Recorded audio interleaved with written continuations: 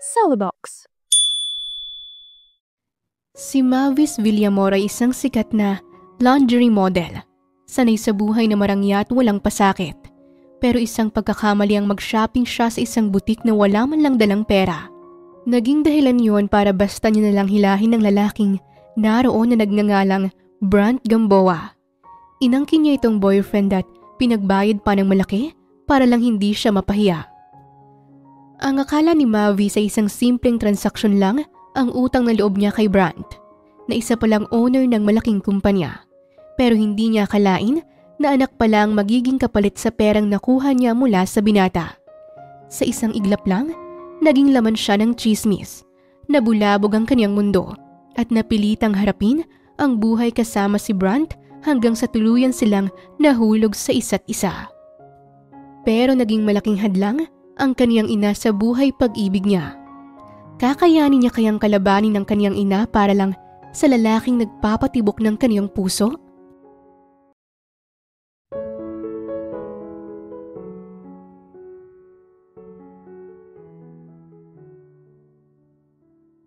Josefa! Josefa! Ay, Madam Tamara. Ho, bakit ho? Tuloy ho kayo. Nasaan si Mavis? Hindi pa rin ba nakakauwi? Naku madam, wala pa ho eh. At saka hindi ko rin humakontak. Naka-off ang cellphone. Ha? Nasaan ba ang babaeng yan? She's been gone for a week now. Nasa Paris pa rin ba? Yun ho ang hindi ko alam madam. Hindi rin nagsasabi eh. Alam niyo naman po yung unikaihan yung yun. Sobrang malihim sa lahat ng ginagawa sa buhay. Just call me when she's already home, Josefa. I have something to discuss with her. Sige ho, madam.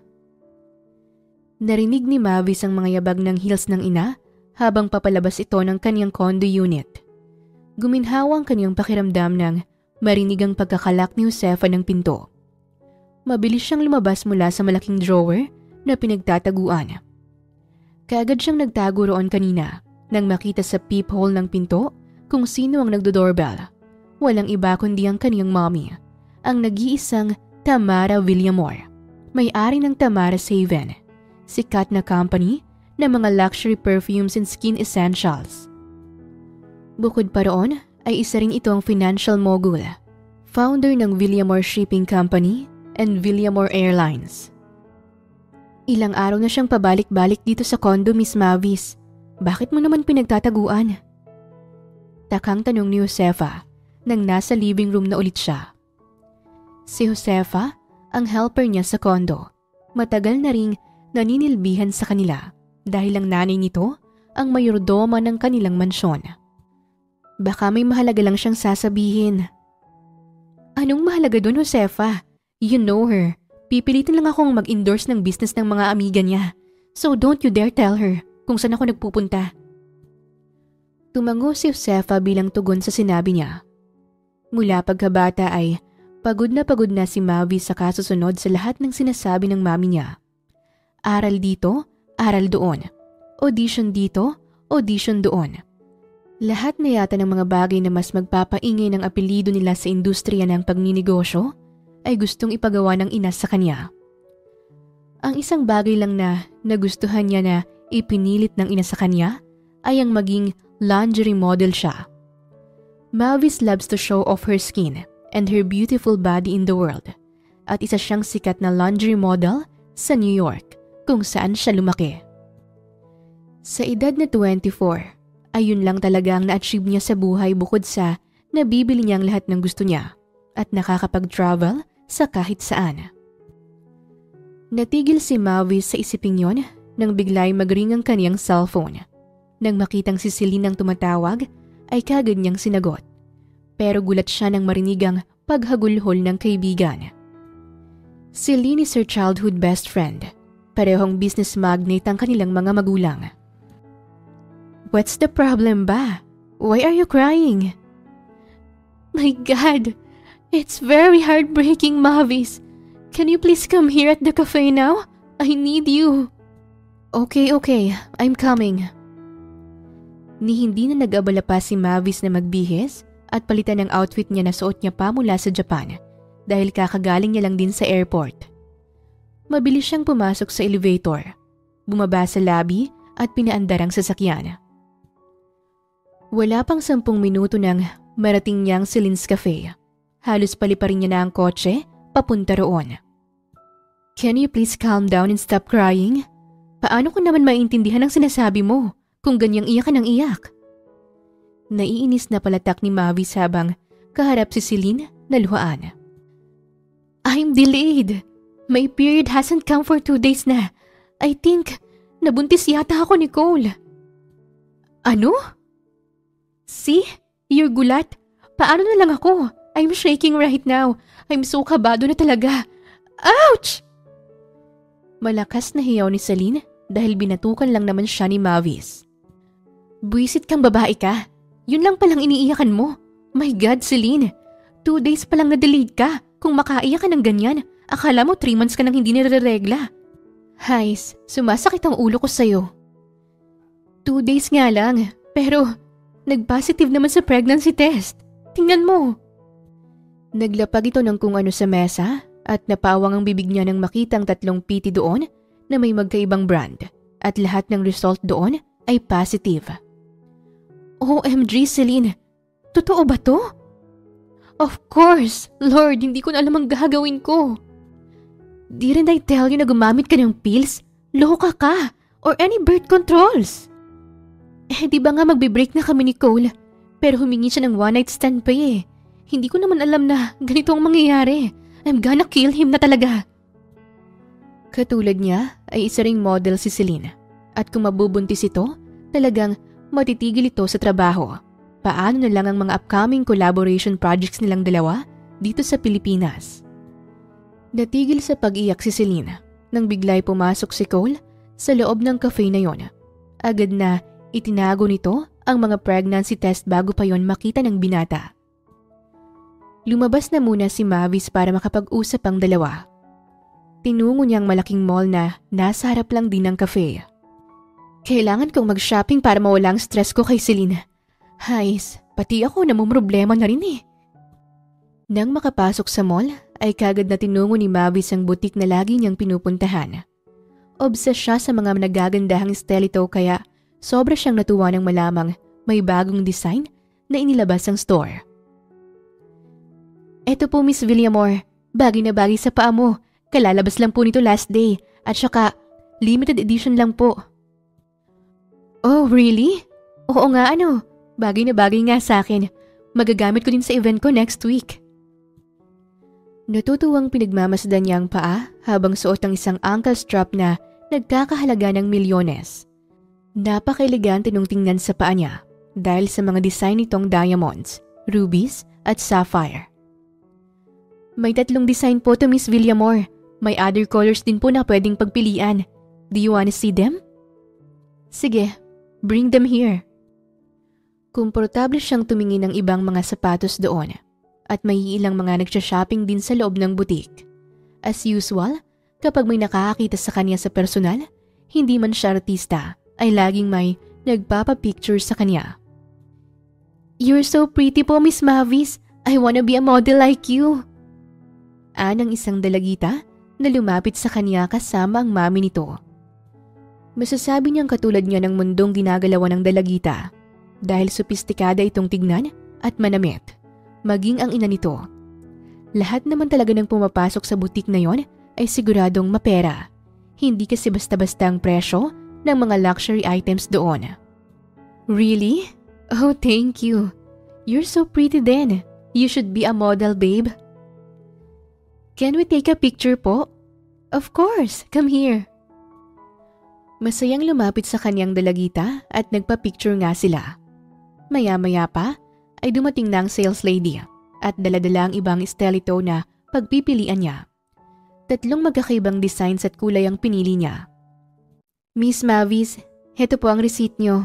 3 million ho lahat. 3 million? Okay. Nakangiti niyang tugon sa babae. Gulat ang ilang mga kababaihang naroon dahil sa narinig. Pero siya, hindi na nagulat. Yes. She can spend 3 million and a lot more in just an hour. Ganun siya ka-obsessed sa magagandang high heels. Pero Nawala ang ngiti ni Mavis nang kapain niya ang bulsa ng kaniyang coat at wala doon ang purse niya. Wala rin ang kaniyang cellphone. Oh my gosh!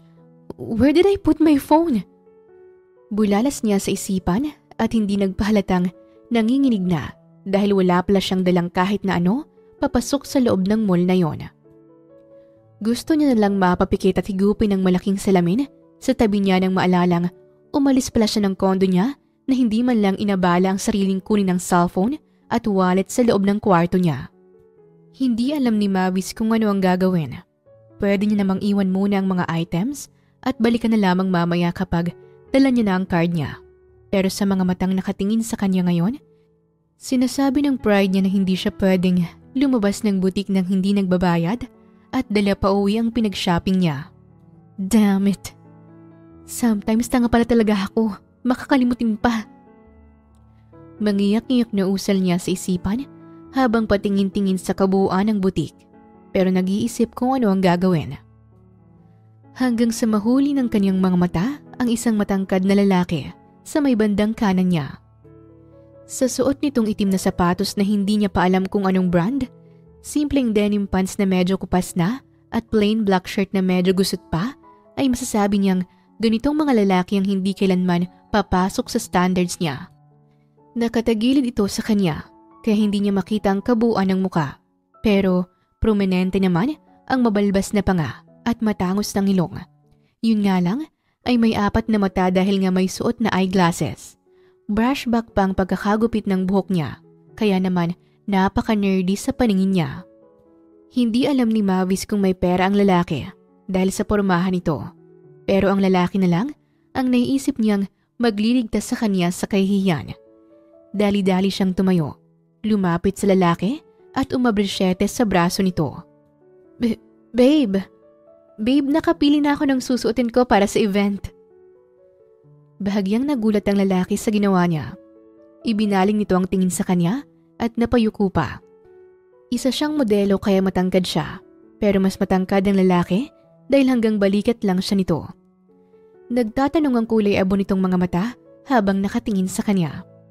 Medyo awang ang bibig dahil sa pagkabigla, pero nagpa-cute lang siya at ngumiti ng matamis na alam niyang hindi matatanggihan ng kahit na sinong lalaki. 3 million daw. 3 stelito ang kinuha ko. Ikaw kasi, pinilit mo pa akong iwan ng cards ko. Ayun tuloy, ikaw ang magbabayad. Do you love me that much ba, ha? Sige na, ibigay mo na yung card mo. Walang sabi-sabing sinunod ng lalaki ang sinabi niya. Hinugot nito ang wallet sa bulsa sa likod ng pantalon. Humugot ng card at nakangiting inabot yon sa sales lady. Akala ko ba wala siyang boyfriend? Oo nga, yun din ang sinasabi niya sa mga interviews niya, di ba? Maybe because their relationship is private. In fairness, papabol naman yung boyfriend niya. They look bagay naman together.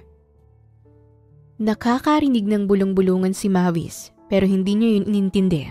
Mas inintindi niya ang kahihiyan at pagpapanggap na ginawa niya ngayon. Gulat siya nang mabayaran na nga talaga ang mga items na kinuha niya.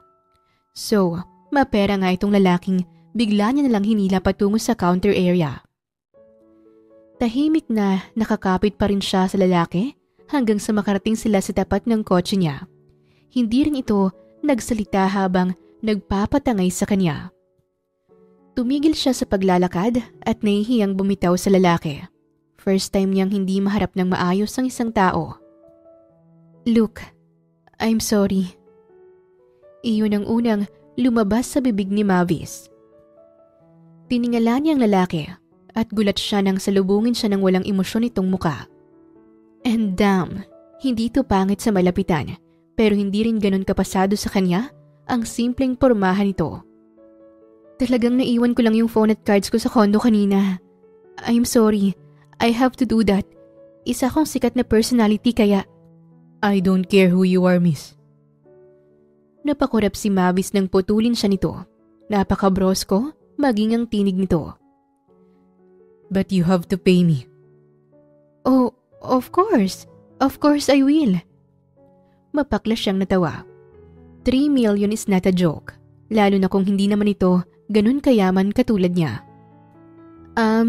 Ibigay mo sa akin ang bank account mo at itatransfer ko rin agad sa'yo kapag nakauwi na ako. Halos hindi natuloy ang mga sasabihin pa ni Mavis nang bigla ay mag-ring ang cellphone nito. Sinagot nito ang tawag sa harap niya habang nakapamewang. Salubong ang mga kilay at nakatitig lang sa mga mata niya na para bang kinikilala siya. Sige, papunta na ako dyan. Binaba nito ang tawag maging ang pagtitig sa kanya. Give me your number. Tatawagan na lang kita. I have to go. Oh, okay sige.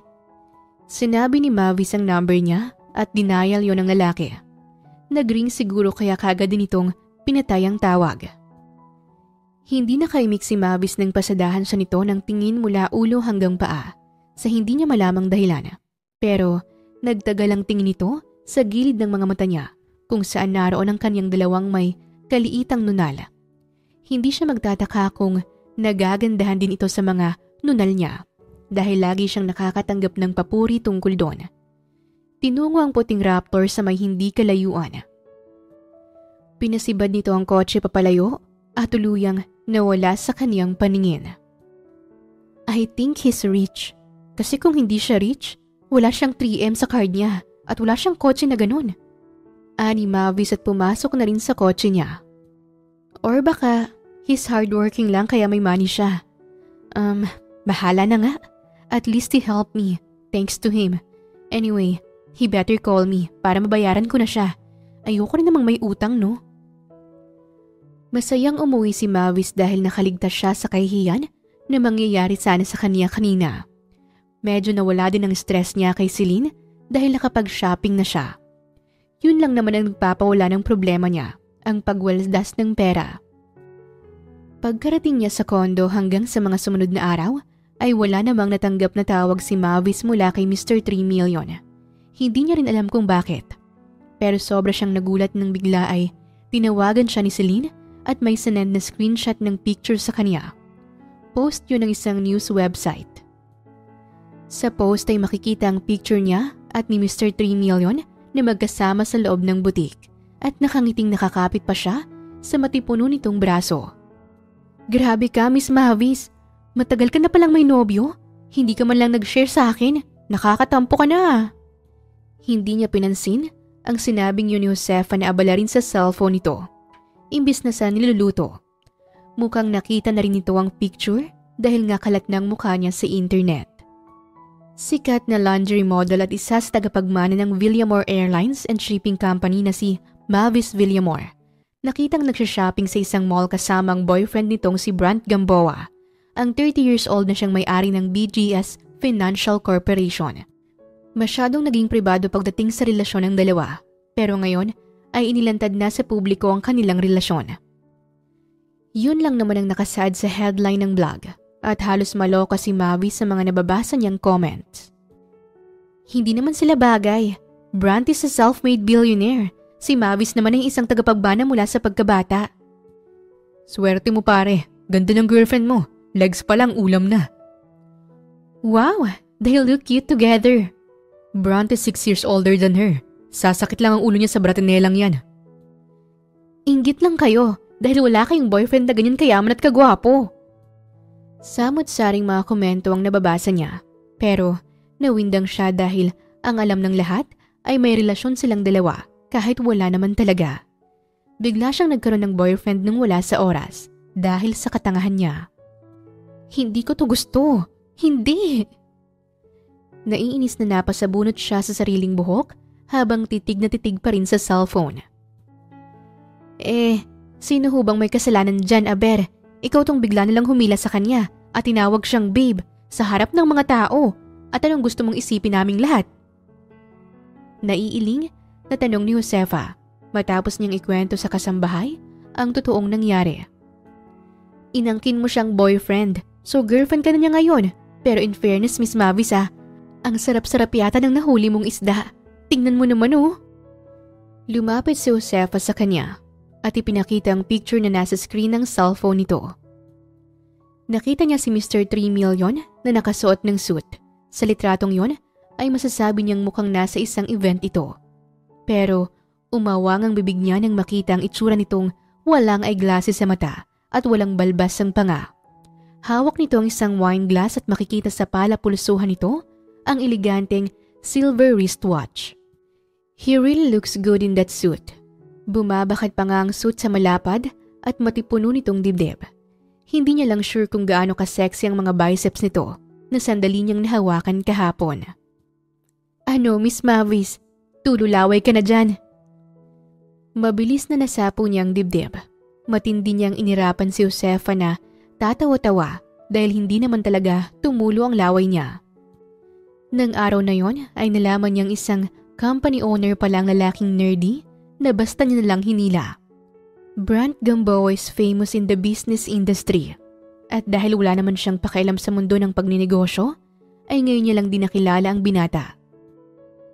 So, ano ang gagawin mo? Paano mo sasabihin sa public na hinila mo lang naman siya dahil wala kang pambayad sa mga binili mo? May pambayad ako, okay? Nakalimutan ko nga lang ang card ko dahil sa'yo. Kainis ka. Palatak ni Mavis sa harap ni Celine habang nasa loob sila ng kanilang cabin. Nasa isang yate sila sa El Nido, Palawan para sa photoshoot nila ng araw na yon. So, hindi pa rin siya tumatawag? Si Mr. 3 Million? Umiling siya bilang sagot sa tanong ni Celine. Pareho silang nilalagyan ng organic oil sa katawan ng kanilang mga PA para mas kuminang pa ang balat mamaya sa ilalim ng araw kapag nagsimula na ang shoot. Sa harap ni Mavis ay isang whole body mirror. Kitang-kita niya ang kabuuan ng katawan. Suot niya ang isang manipis na maroon one-shoulder one-piece na may criss-cross design kung saan bumakat ang malusog niyang dibdib. Litaw na litaw ang malakrema niyang balat maging ang malaman ngunit mahaba niyang mga hita. Nakalugay ang alon-alon ngunit mahaba niyang buhok. She looks perfect. Maraming nagsasabi na mukha siyang Kastila kahit purong Pinoy naman siya. Ngunit kahit kailan ay hindi ginamit ni Mavis ang kagandahan at antas ng pamumuhay para magmayabang o manghamak ng kapwa. Maybe hindi kanya sisingilin. He is wealthy enough. So, bari na lang sa kanyang 3 million. Owner nga siya ng isang financial corporation eh. Hindi siya basta-basta. Good catch siya para sa'yo. Wala akong paki kung sino siya, no? One day, I will clear to the public na hindi ko siya boyfriend. Bakit? Pareho naman kayong single eh. Try nyo kayang mag-date for real. At saka pogi naman siya. Bagay kayo. Celine, alam mo kung sino ang gusto ko. Hi, Cedric is not good for you, Mavis. May asawa na siya. At hindi mangyayari na magdi-divorce sila kaya huwag ka nang maghintay. Tumibok ng masakit ang puso ni Mavis dahil sa narinig. Kapag pinapaalala ni Celine sa kanya na may asawa ng lalaking matagal niya nang pinapangarap, ay talagang nasasaktan siya. Cedric is his long-time crush. Mula high school, ito na ang gusto niya. Pero ipinakasal ito sa iba dahil lang sa merging ng businesses. Umaasa siyang maghihiwalay din ng dalawa at mapunta sa kaniyang lalaki. Maya-maya pa ay natigil din sila sa pag-uusap ng tinawag na sila dahil magsisimula na raw ang photoshoot sa upper deck ng yate. Focus na focus si Mavis sa pagpo-pose sa harap ng kamera kahit pabilad sila sa araw. Kapartner niya sa shoot ang male model na si Kenan. Matipuno at guwapo naman, kaya lang ay hindi niya type.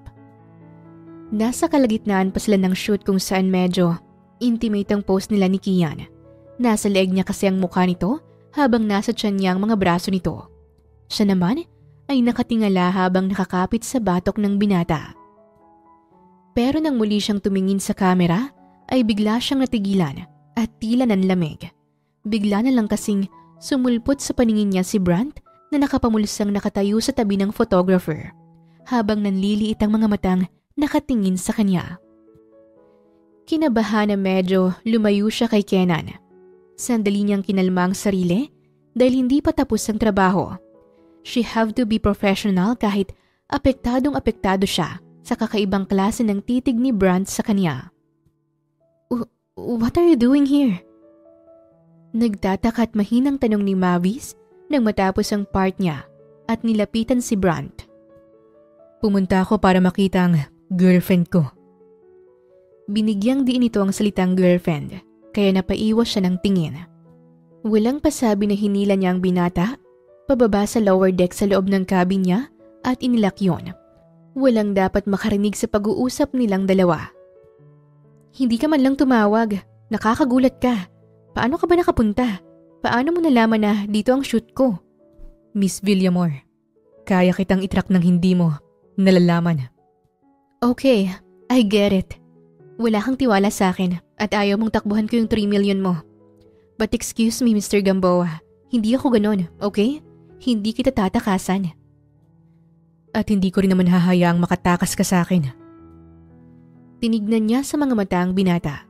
Lihim siyang napalunok nang makipagtagisan pa ito ng tingin sa kanya.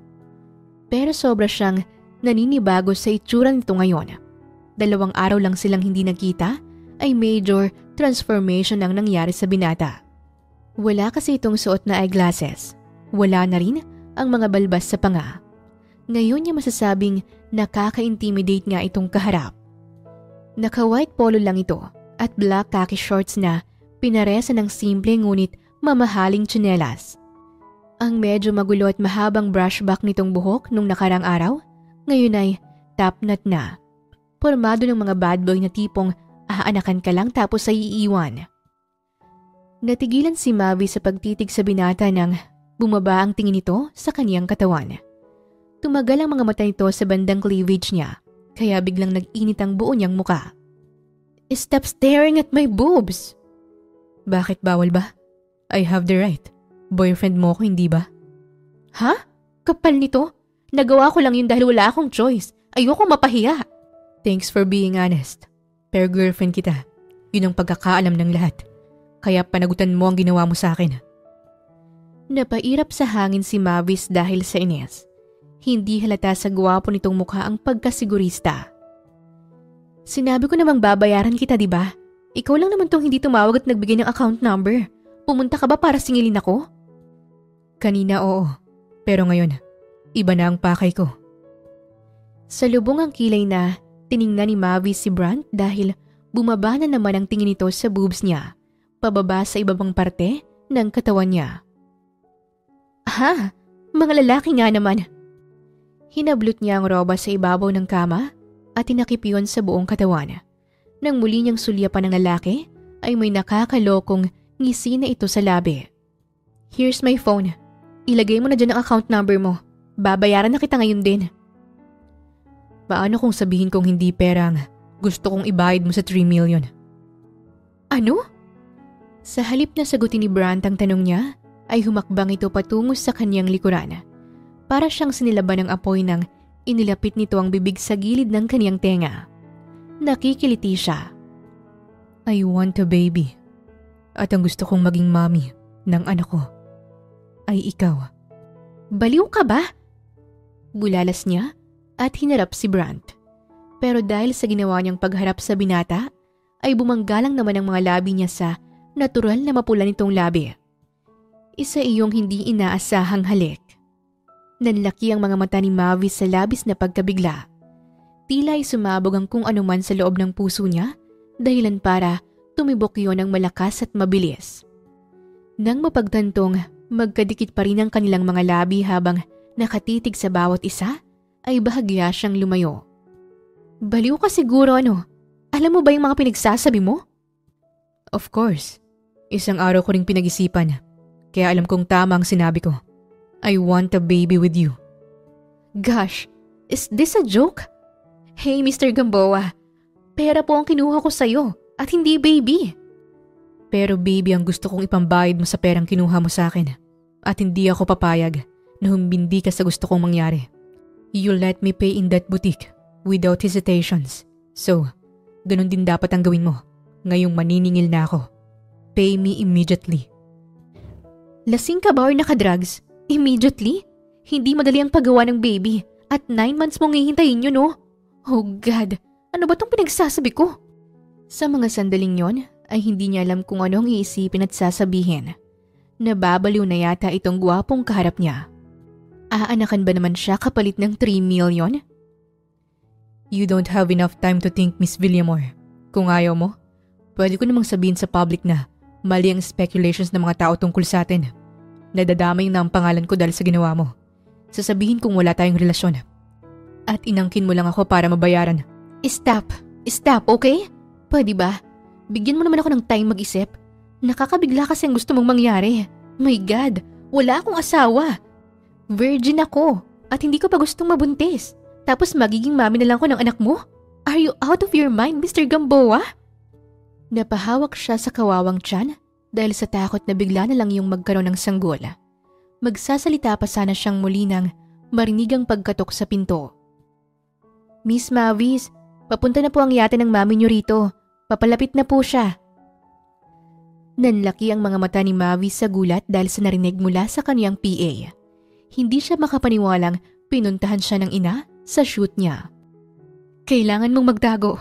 Hindi ka pwedeng makita ni mami. Tarantang hinila ni Mavis si Brand patungo sa banyo ng cabin. Bakit kailangan kong magtago? Basta, huwag kang lalabas dyan ha. Hindi tumango ang binata at nakatitig lang sa kanya pero mukha namang susunod ito sa sinabi niya. Sandaling naghintay si Mavis sa loob ng cabin hanggang sa muling may kumatok. Nang buksan niya ang pinto ay bumungad sa kaniyang magandang mukha ng biyudang ina. Fashionista ito sa suot na summer hat, royal blue floral dress at white wedge sandals. Sa itsura ng inay mukhang naroon ito para magbakasyon. Her mommy Tamara is in her 50s pero bata pa ring tingnan. Nasa 30s na ang tatlo niyang kuya at may ikakasal na pero hindi ganun katandang tingnan ang mommy niya. I've been calling you, Mavis. Ba't ka hindi sumasagot at hindi ka man lang nagre-reply? Taas ang kabilang kilay na tanong nito matapos nilang magbeso. As you can see, Mom, busy po ako. Walang masyadong time para mag-cellphone. Bakit po kayo nandito? I want to talk to you. Sopistikada itong naglakad patungo sa couch sa tabi ng kama at naupo roon. I heard the rumors. Totoo ba? Na boyfriend mo ang lalaking yon? Kailan pa? Matagal mo na ba siyang kilala? Hindi makahagilap ng isasagot si Mavis sa sunod-sunod na naging tanong ng kaniyang ina. I'm very disappointed, Mavis. Kaya ba hindi mo sinipot ang mga blind dates na inarrange ko para sa'yo at sa anak ng mga amiga ko? Hindi ko sila gusto, Mami. I don't care if you like them or not. Napapansin ko, tumitigas na ang ulo mo. Hindi ka na sumusunod sa mga sinasabi ko. Ma, hindi na ako bata. May kalayaan naman po akong gawin ng mga bagay na gusto ko. At nakakabuti ba sa'yo ang mga bagay na gusto mo? Hindi naman, hindi ba? Nag-init ang bawat sulok ng mga mata ni Mavis dahil sa kaniyang narinig. Hindi ko siya gusto para sa'yo. Hiwalayin mo ang lalaking yon at makipag-date ka sa bunsong anak ng mga Romualdez. Naayos ko ng lahat at gawin mo ang sinasabi ko. Matapos ang mga katagang yon, ay tumayo ang mami niya at lumabas ng cabin. Pabagsak na naupo si Mavis sa gilid ng kama kasabay ng pagbagsak ng kaniyang mga luha. Hanggang ngayon ay siya pa rin ang batang sunod-sunuran sa mami niya. Ganoon pa rin ang tingin ng ina sa kanya. Maganda ka pa rin kahit umiiyak. Pinahid ni Mavis ang mga luha ng marinigang sinabi ni Brandt. Nakalabas na ito ng banyo at nakatayo sa harap niya. Narinig mo lahat ng sinabi niya? Tumango ito bilang sagot. Kung ayaw mong gawin ang pinapagawa niya, pwede ka namang tumakas eh.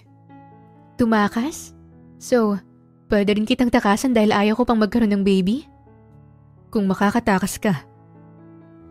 Tila nagbabanta ang mga mata nitong nakatingin sa kanya. Anong ibig mong sabihin? Mula sa araw na to, ay hindi ka na pwedeng lumayo sa akin. Sige lang, keep dreaming, Mr. Gamboa. Nakita mo lang ang boobs ko at kaseksihan ko kanina. Bigla ka lang nagkaganyan. You're not my type, Miss Villamor. Sa narinig ay talagang napaangat ang kabilang kilay ni Mavis. Sa dinami-rami ng lalaking nagkakandara pa sa kanya, sasabihin nitong hindi siya nito type. As if maniniwala ako. You're denying the obvious. Pwede kang tumanggi. But the way you stare at my body kanina, masasabi kong hindi ako mahilig sa mga babaeng May malalaking boobs. Ayoko sa matangkad. Ayoko din sa payat na katulad mo. Talagang umawang ang bibig ni Mavis. Hindi siya makapaniwala sa mga naririnig. Hindi mo naman pala ako type. So bakit mo ako gustong buntisin? Nahihirapan akong maghanap ng surrogate mother. And because you owe me 3 million, then you're my only option. Hais, ibigay mo na nga lang sa akin ang bank account mo. Tapos ang usapan. Okay, kung yan ang gusto mo. Aalisin ko na muna ang pangalan kong nakadikit sa'yo bago ko ibigay ang account ko. Sasabihin ko kung anong totoo. Okay, fine.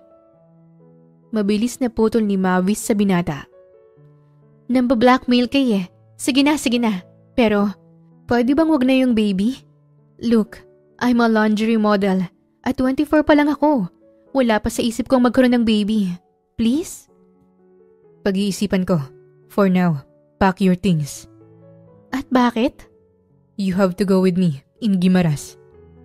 Guimaras? Anong gagawin ko doon? Magiging ina ka ng anak ko at kailangan kong trabahuhin ang paggawa sa kanya. Diyan sa loob ng tiyan mo. Sumakit yata ang ulo ni Mavis dahil sa mga narinig. Hindi niya alam kung nagbibiro lang ba si Brant, nantitrip o baka may saltik. Hihingian ba naman siya ng anak kapalit ng pera? Sinong matino ang gagawa nun? Pero napakapogi naman ang binata para magkaroon ng saltik sa ulo.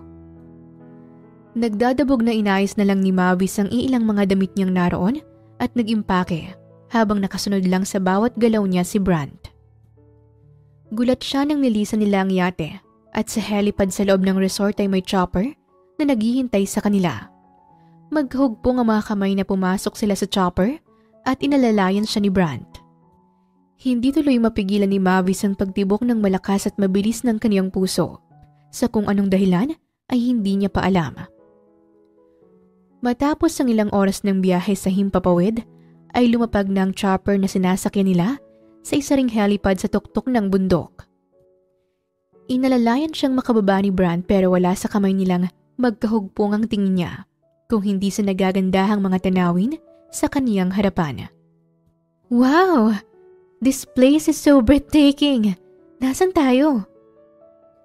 Gustong mapapikit ni Mavis habang dinadama ang malamig na simoy ng hangin. Pakiramdam niya ay malaya siya habang nakatayo lang roon.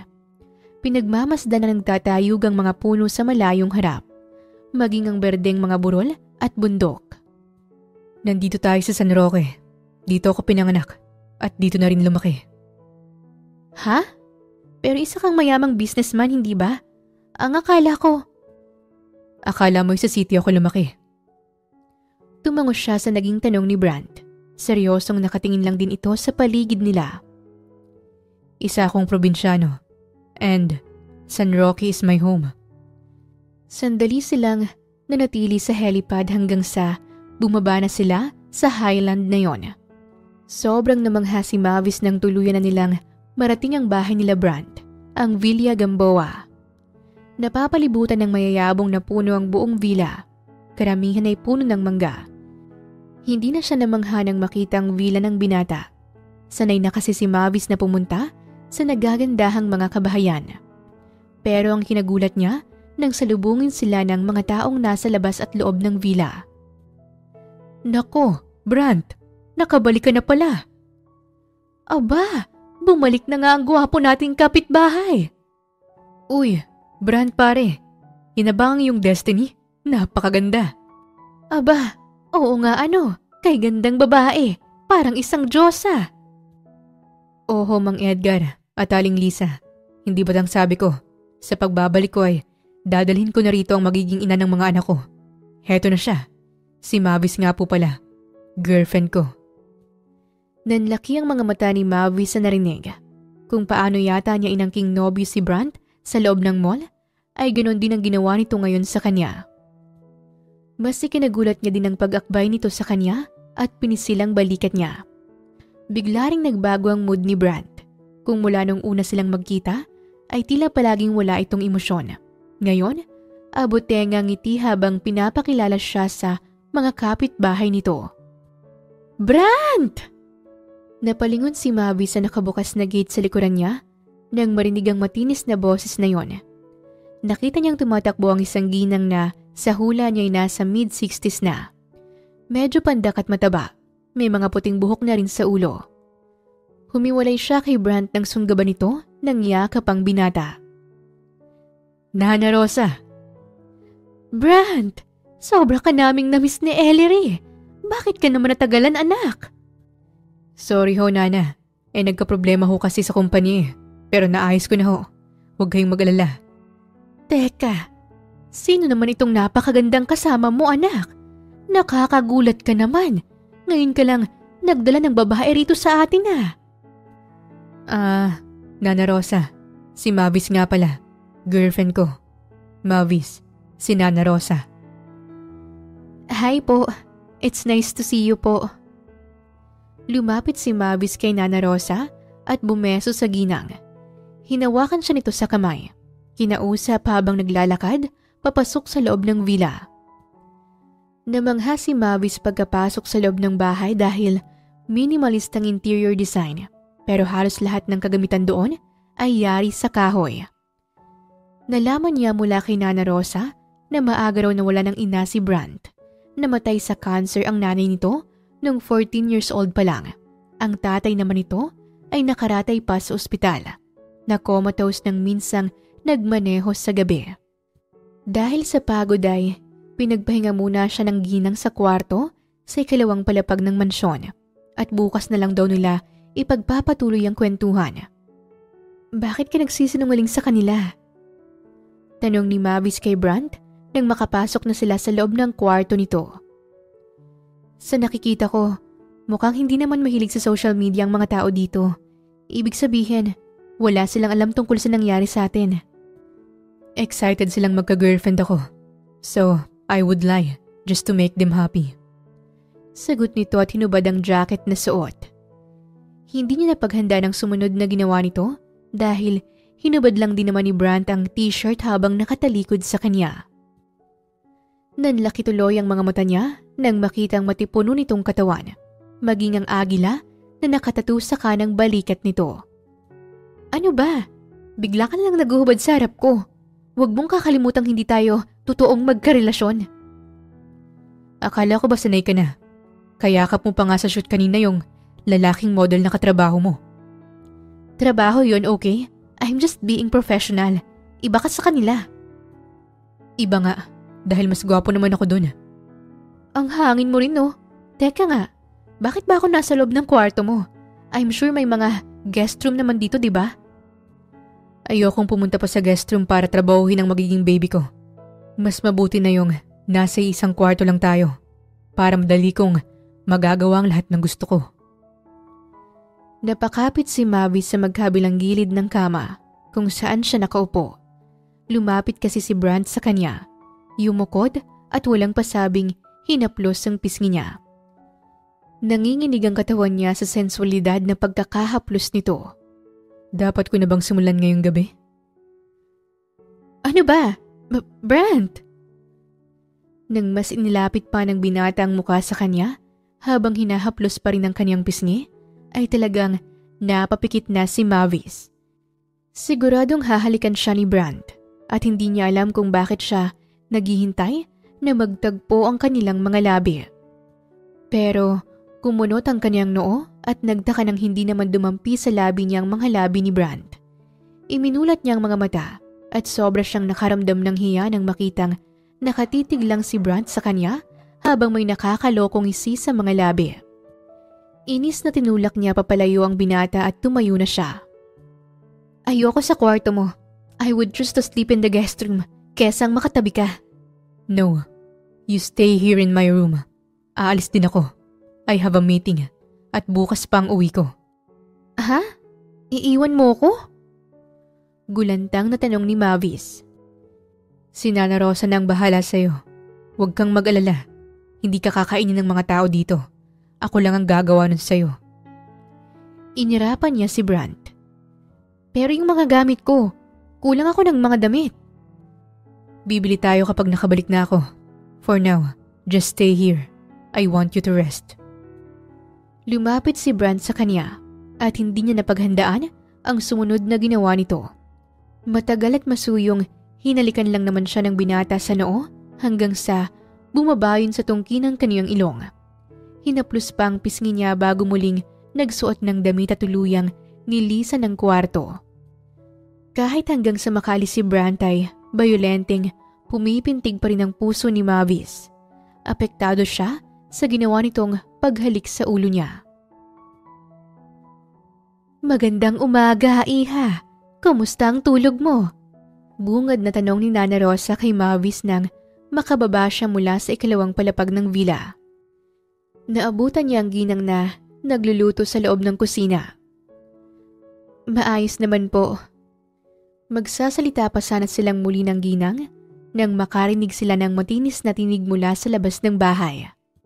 Nay! Nandito na ho ako! At dumating na nga ang luka-luka kong anak. Maya-maya pa'y pumasok sa loob ng kusina ang isang maputing dalagita na may suot na oversized t-shirt, kupas na maong at may nakatalikod pang baseball cap sa ulo. Nakapuso din ang mahabang buhok. Maganda ito at chinita. Nay! Oh hala, may bisita? Oo, kaya kung anong kalokohan na naman ang sasabihin mo, ay huwag mo nang ituloy. Hello po, sino ho kayo? Nakangiti nitong tanong at inilapag sa mesang mga dalang gulay. Nagmano ito kay Nana Rosa nang hindi inaalis ang tingin sa kanya. Siya si Mavis, ang magandang girlfriend ng Kuya Brant mo. Ano? Nanlalaki ang mga matang bulalas nito at nasapo ang bibig. Mavis, ito nga pala ang anak ko, si Ellery. 16 years old pa lang at first year college na. Hi. Tipid ang ngiting bati ni Mavis. Ang ganda-ganda mo po, ate. Salamat. Ikaw din. Napakaganda mo. Ay, hindi. Nagkakamali ka, ate. Gwapo po ako. Bahagya siyang natawa dahil halata naman sa kilos nito na ayaw nga nitong maging babae dahil halatang pusong lalaki. Naks, ang galing ding pumili ni Kuya Tukmol. Ellery, huwag mong tinatawag na ganyan ang Kuya Brant mo sa harap ng kanyang girlfriend. Nay, hindi lang ako makapaniwala. Ang akala ko talaga ay bakla si Kuya dahil wala man lang pinapakilalang girlfriend. Anong ibig mong sabihin? Hindi pa po kailanman nagdala ng girlfriend dito si Kuya Brant. No girlfriend since birth po siya. Kaya nakakagulat po na sa wakas ay nandito na ang girlfriend niya. Napangiti si Mavis, pero sa loob-loob niya ay gusto niyang mapahalakak. Hindi halata sa lalaking yun na hindi pa nagkakaroon ng girlfriend. Baka naman torpe siya. Hindi, Iha. Talagang matagal kanyang hinintay sa buong buhay niya. Kaya asahan mo, hindi ka napapakawalan noon. Nagtaka man sa narinig, ay hindi na lang nagtanong si Mavis sa sinabi nitong matagal siyang hinintay ni Brant. Naghain na kasi ang ginang at nagsimula na silang kumain. Ellery, wala ang Kuya Brant mo ngayon dahil binisita niya ang resort na pinapatayo niya roon sa kabilang isla. Bibisita rin ako sa ospital para bisitahin ng papa niya. Kaya ikaw na muna ang bahala rito kay Ate Mavis mo, ha? Huwag kang mag-alala, Nay. Akong bahala. Dadalhin ko siya sa fiesta doon sa kabilang sitio. Ipapaalam ko sa lahat na siya ang girlfriend ni Kuya Tukmol para naman matigil na ang lahat ng dalaga rito sa San Roque na sa paglalandi sa kanya.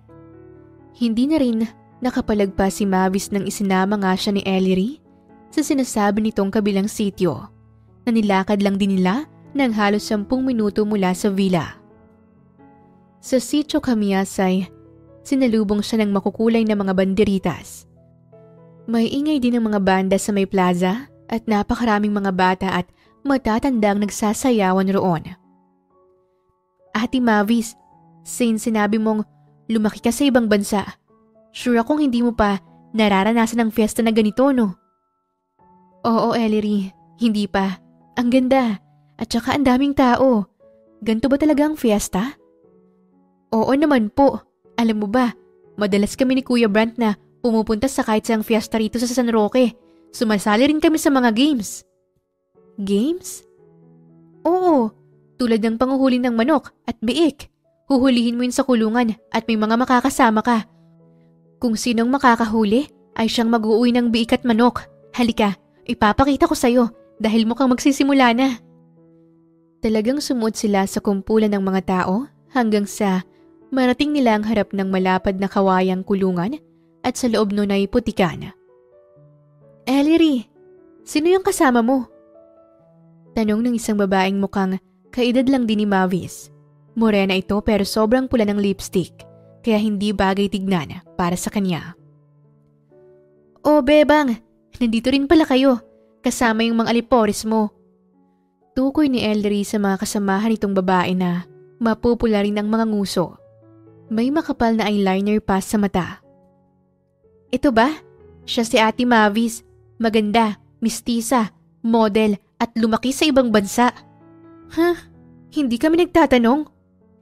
Sinasabi ko lang para aware kayo na hindi makakagaya niyong basta papatulan ni Kuya Brant. Nagsalubong ang kilay ni Mavis dahil sa narinig. Lalo ka na bebang, magugulat ka sa sasabihin ko. At bakit? Nakataas ang kabilang kilay na tanong ng babaeng nagngangalang bebang. Siya ang girlfriend ni Kuya Brant. Sa sinabi ni Ellery ay nakita niyang panlalaki ng mata ng mga babae. Lahat ng mga ito ay pinagtaasan siya ng kilay. Maging ang ibang mga ali at kalalakihan doon ay nagulat dahil talagang pinakinggan ang sinabi ni Ellery. Gulat kayo no? Kaya mula ngayon, wag na kayong bumisita sa bahay at magpadala ng kung ano-ano para kay kuya. Walang-wala kayo sa ganda nitong girlfriend niya. Gustong matawa ni Mavis nang makitang tila inis na inis ang mga babae sa sinabi ni Ellery. Sus, girlfriend pa lang naman, hindi pa asawa.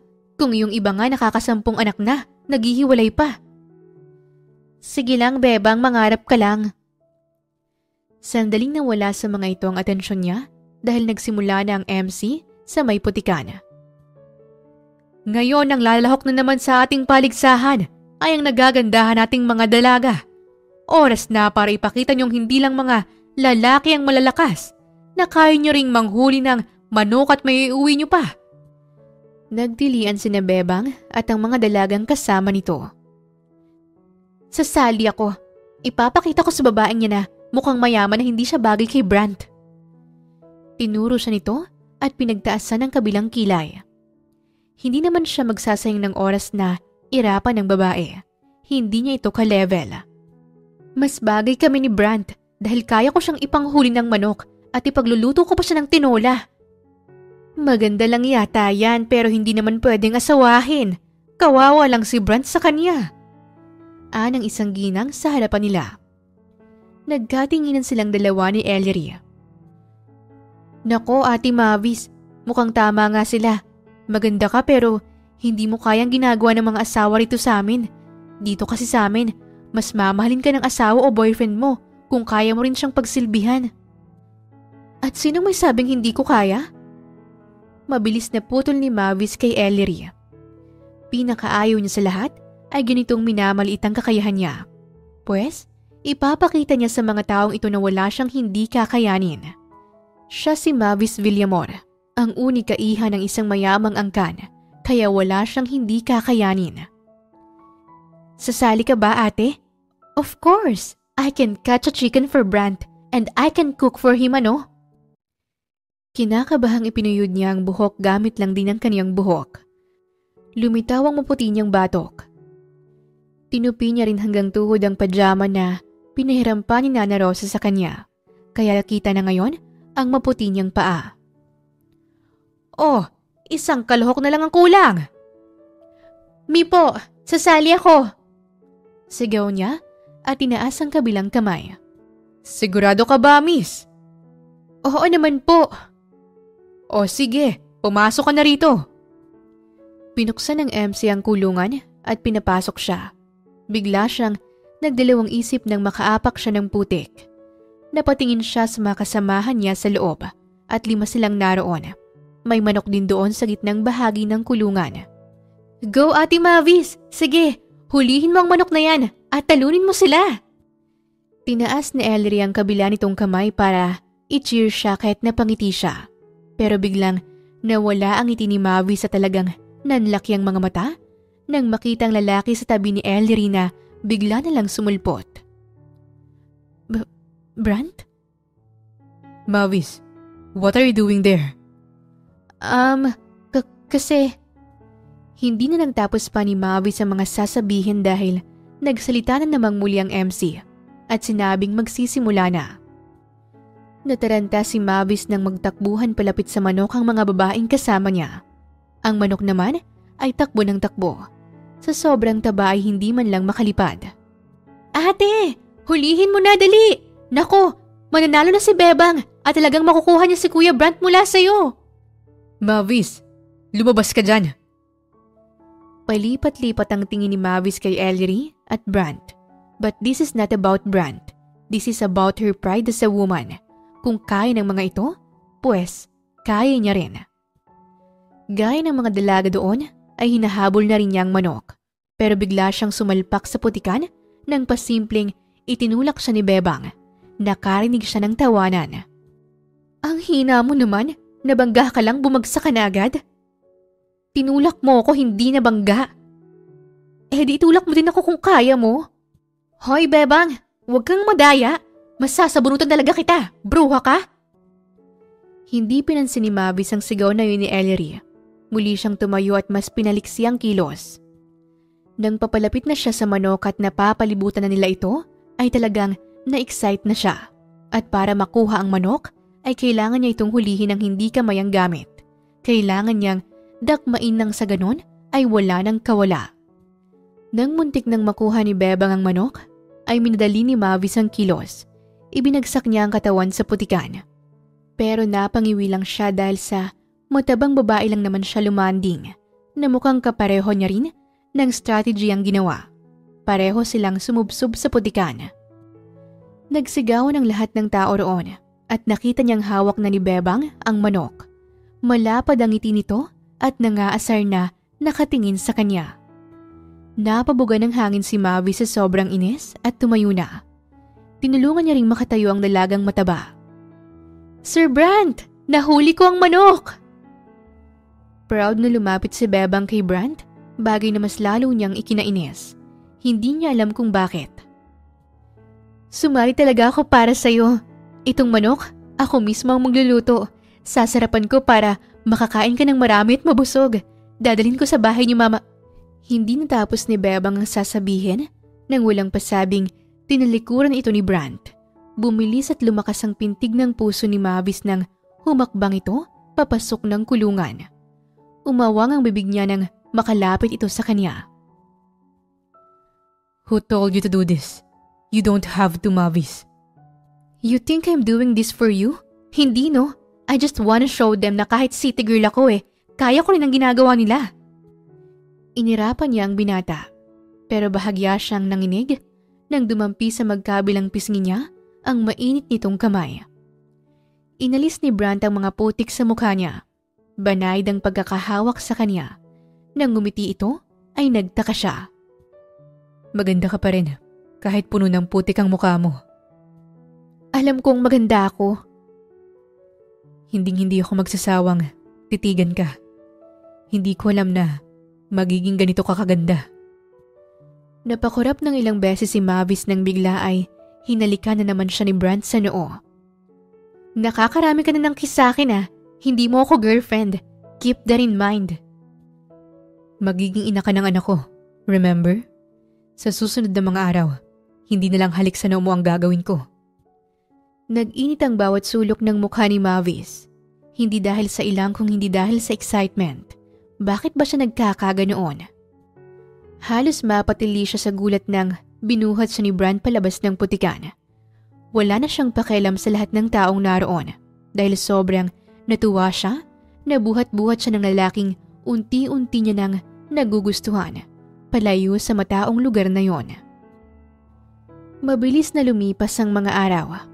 2 linggo nang nakakaraan magmula nang dumating si Mavis sa Guimaras. Noong una, ang nasa isip niya lang ay kaya siya pumayag na manatili muna roon ay dahil gusto niyang makatakas sa mami niya na wala nang ginawa kung hindi ang diktahan siya. Lalayo siya ng ganun katagal at hindi muna magpaparamdam sa pamilya para hindi matuloy ang nakaschedule niyang date sa lalaking hindi niya naman kailanman magugustuhan. Pero habang nagtatagal si Mavis sa Guimaras, unti-unting hindi umaayon sa kanyang kagustuhan ang nangyayari. Nagugustuhan niya ang mga taong nakakasalamuha niya roon. Nagugustuhan niya na ang simpleng buhay sa San Roque. Ang gumising sa umaga para salubungin ang sunrise at pagpunta sa tabing ilog para panoorin ang sunset, ang lagi niyang inaabangan kada araw. Kaya nakakapagtaka na minsan ay naiisip niyang parang minsan na rin siyang napunta sa lugar na yon.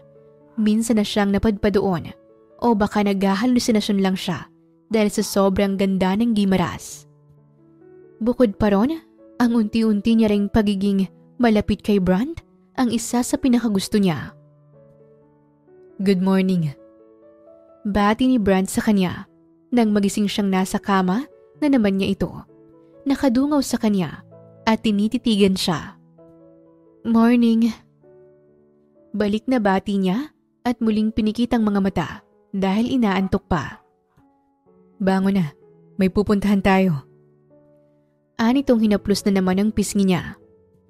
Unti-unti na siyang nasasanay sa bawat haplos ni Brand dahil kung makahawak naman ito sa kanya ay para talaga silang magkarelasyon at bakit hindi siya umaangal.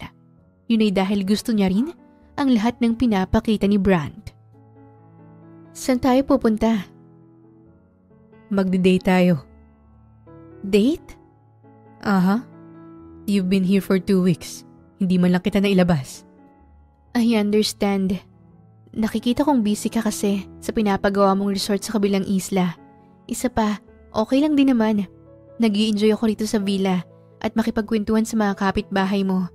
At saka bakit mo naman ako ilalabas? Hindi naman tayo totoong couple. Sa guest room ka din natutulog at hindi dito sa room mo. So, do you want me to sleep here? Ha? Ano ka ba? Hindi ganon. Napaiwas ng tingin si Mavis nang gumuhit ang nakakalokong isi sa labi ni Brand. Simpleng gray t-shirt at black shorts lang ang suot ng binata. Magulo rin ang buhok, pero napakahat pa ring tingnan. Natigilan siya nang hawiin ito ang iilang hibla ng buhok na tumabing sa mukha niya. Kapag tumabi ako sa'yo, baka hindi ako makapagpigil. Ang ganda mo kasi. Bagay na bagay sa mga mata mo, ang dalawang nunal na to. Hinaplos ng hinlalaking daliri nito ang gilid ng kaliwang mata niya.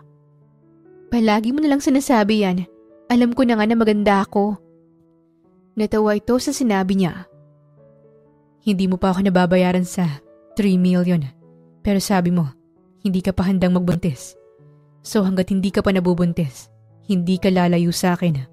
Dahil ba talaga sa baby na gusto mo, kaya ayaw mo akong pakawalan? Hindi ito sumagot. At ito naman ang umiwas ng tingin.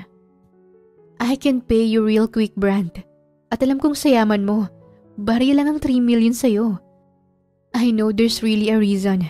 Ano ba yon ha? Crush mo siguro talaga ako, no? Malakas na natawa si Brand sa naging tanong niya. Lumabas ang pantay at mapuputi nitong ngipin. Ang sarap pakinggan ng halakhak nito. Kaya naman, napangiti na rin siya. Crush? Pambata lang yun. Ano nga? What made you think na magiging ina ako ng magiging anak mo? Because I want to. At kapag gusto ko, makukuha ko. Hindi lahat ng gusto mo makukuha mo. Nakuha na kita. Nakabalik ka na sa akin. At isa pa, pinangakuan mo ko. Aha? Naguguluhang tanong niya. Wala. Bumaba ito sa kama at tumayo na. Tara na sa kusina. Hinihintay na tayo ni Nana Rosa. Napatili na lang siya dahil talagang binuhat siya hanggang kusina. Nang araw na yon, ay dinala siya ni Brand sa resort na hindi pa nito binubuksan sa publiko. Pero halos lahat ay tapos na. Silang dalawa din ang unang gumamit ng fine dining restaurant sa loob noon. Minsan ay hindi nito napipigilang dampian ang halikang bawat parte ng mukha niya kapag nagkakasama sila. At gustong-gusto niya na ganun sila kalapit sa isa't isa. Alam mo kasi Ate Mavis, Kaya gustong magkaroon ni Kuya Brent ng baby ay dahil sa mama at papa niya. Ha? Bakit? Takang tanong ni Mavis kay Ellery habang gumagayat sila ng mga gulay sa kusina. Wala si Nana Rosa dahil may mahalaga raw na pinuntahan sa barangay. Si Brent naman ay bumisita sa ospital. Minsan na siyang sinama doon ng binata at napag-alaman niyang 6 na buwan na palang comatose ang papa nito dahil sa car accident. Kasi matapos ipanganak ni Ma'am Brianna si Kuya, nagkaroon siya ng problema sa matres at tinanggal yun. So hindi na sila magkakaanak ni Sir Anton. Nangako si Kuya sa mga magulang niya na kapag nahanap niya ng babaeng magpapatibok ng puso niya, sa unang tingin pa lang ay aanakan niya kagad at bibigyan ng maraming apo si Ma'am Brianna at Sir Anton. Umawang ang bibig ni Mavis sa kaniyang narinig.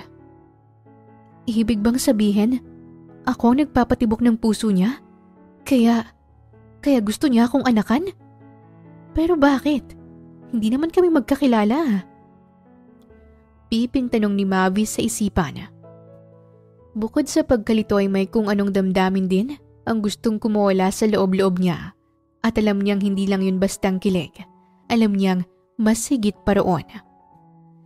Natigil siya sa pag-iisip nang tumunog ang cellphone ni Ellery para sa isang text. Ay hala, Ate Mavis, nasira raw ang project namin la Tonton. Tonton? Yung crush mo? Ha? Naku Ate Mavis, hindi ha. Hindi kami talo nun. Pareho kaming lalaki. Natawa si Mavis sa biglaang pamumula ng mukha ni Ellery. Ay sus, magdi-deny ka pa? Hindi po talaga ate. Teka, aalis ka? Paano na tong mga gulay? Ay, oo nga no. Ate Mavis, pwedeng ikaw na lang ang gumayat at magluto? Baka matagalan kasi ako eh. Magugutom si nanay at Kuya Brent pag uwi pag wala pang lutong pagkain. At saka kulang pa pala ng upo. Pero naubusan tayo dyan sa ref. Heto ang iniwan ni nanay na pera. Bili ka na lang sa palengke. Sige, alis na ako ah. Teka lang, Ellery, hoy! Hindi ko pa kabisado ang daan papuntang palengke. Pero hindi na narinig ni Ellery ang mga sinabi niya dahil nakalabas na ito ng bahay. Napabusangot na lang si Mavis. Anong gagawin ko? Parehong hindi nakapag-breakfast si Nana Rosa at Brent kanina. Wala ding leftovers dahil naubos ni Ellery. Hays, ayoko silang magutom. Sandali siyang pumalumbaba at napatayo rin agad. Sige, try ko na lang pumunta ng palengke. Tapos try ko ring magluto. Alam ko na paano magsabaw eh. Lagyan lang ng tubig. And itong mga gulay? Okay, I'll go na lang. Nakangiting lumabas siya ng bahay. Nagtungo sa may labasan at naghintay doon ng tricycle. Naisama na kasi siya ni Nana Rosa nung nakaraang araw. Natuwa si Mavis dahil marunong siyang pumara ng sasakyan at nag-commute nga patungong palengke. Halos 10 minuto din ang biyahe. May kalayuan sa villa. Ate, how much po ba ang upo? At saka ano po bang itsura ng upo? Natawang Ginang sa sinabi niya. Iha, mukhang hindi ka talaga taga rito ano? Opo. Oh, heto. Ito ang upo. 50 lang. 50 po? How much po yun? Ay, ibig kong sabihin ay 50 pesos. Ah, sige ho. Ito po ang 50 pesos. Tinanggap yun ng Ginang at kinuha naman niya ang upo. Umabot na yata sa tenga ni Mavis ang malapad niyang ngiti. Para sa kanya na hindi alam paano mamalengke at maggrocery ay isang malaking achievement yon para sa kanya. Ang galing-galing ko na! Sambit niya habang naglalakad patungo doon sa sakay ng mga tricycle. Pero kapag nalaman to ni Mommy, siguradong magagalit siya. Hindi niya ako pinalaki para lang mamalengke. Ano naman ngayon? Hindi niya naman malalaman eh. At saka proud ako sa sarili ko na nagagawa ko to. Masaya din palang maging mahirap. Hindi mo nga nakukuha lahat ng gusto mo. Pero masaya naman. Yun ang mahalaga. Yun lang naman ang gusto ko. Ang hindi dinidiktahan at maging masaya lang. Dahil kay Brent, kaya ako ganito ngayon. Patuloy lang siya sa paglalakad pero natigilan din nang makasalubong niyang maliit na tuta na may malaking sugat sa ulo, mukhang napalo. Hala, what happened? Bakit ka may sugat? Nag-aalalang tanong niya sa tuta. Parang piniga ang puso niya sa nakita. Isa rin kasi siyang fur mom. At sobrang miss na niya si Ginger, ang golden retriever niyang aso. Kukunin niya na sana ang aso at kakargahin para matingnan ang sugat nito nang bigla na lang tumakbo. Sa labis na pag-aalala ay talagang hinabol niya pa. Ilang minuto rin silang naghabulan hanggang sa tuluyan niyang mahawakan ng tuta. May nanakit ba sa'yo? Ang laki ng sugat mo. Masakit ba? Tahimik lang ang tuta at katulad niya ay hinihingal. May vet clinic kaya dito? Ipapagamot kita. Kung wala naman ay isasama na lang kita sa villa. Halika. Kinarga niya sa kabilang kamay ang tuta. Ang kabilang kamay niya naman ay hawak pa rin ng cellophane na may lamang upo. Pero nangunot ang noo ni Mavis ng may iilang kanto sa kinaroroonan niya. Hindi niya tuloy alam kung paano lumabas. Hala, papi. Naliligaw na yata tayo. Saan ba tayo dumaan kanina? Lakad lang ng lakad si Mavis pero mukhang hindi na siya makakabalik sa pinanggalingan niya kanina. Pabalik-balik siya sa mga kanto hanggang sa nagkandaligaw-ligaw na siya. Gusto niya na lang maiyak nang tuluyan siyang makalabas sa isang kanto pero hindi palengke ang nabungaran niya, kundi isang malawak na palayan. Oh my God! Nasaan na ba ako? Natatakot niyang usal. Nakalimutan niya pang magdala ng cellphone kanina, kaya ano na lang ang gagawin niya. Pinilit ni Mavis na wag matakot pero napapagod na siya sa kakalakad kaya't nagsibagsakan na lang ang mga luha niya. Bakit ba hindi ko mapamilyar yung mga dinadaanan ko? Napakabobo ko naman. I'm sorry, Poppy, ha? Gutom ka na ba? Ako rin eh. Pero paano tayo makakauwi niyan? Sa sobrang tahimik kasi ng palayan, ay mukhang malabo na may mapadaan doon at pwede niyang hinga ng tulong. Umiyak na siya sa sobrang pagod. Pero nabuhay ang pag-asa sa puso niya nang makita ng may katandaang lalaki na nakasakay sa kalabaw. Hello po! Hello po sa'yo! Magandang araw po! Sigaw niya at patakbong lumapit sa matandang lalaki. Oh, Ineng, bakit? Kasi ho, naliligaw ho ako, Manong. Naliligaw? Yes po, galing po kasi akong palengke. Hinabol ko tong papi at hindi ko na matandaan yung daan pabalik. Palengke? Napakalayo na nun dito ah. Teka, taga saan ka ba, Ineng? Alam niyo po ba yung villa sa may San Roque? Ah, taga doon ka. Kanila Sir Anton, ang may-ari ng malawak na manggahan doon. Opo, taga doon nga po. Pwede niyo ba akong tulungang makabalik doon? Oh, sige. Hindi naman yun kalayuan at doon din ang punta ko. Halika rito sa balsa at ihahatid ko kayo ng tuta mo. Nako, salamat po. Maraming salamat po talaga.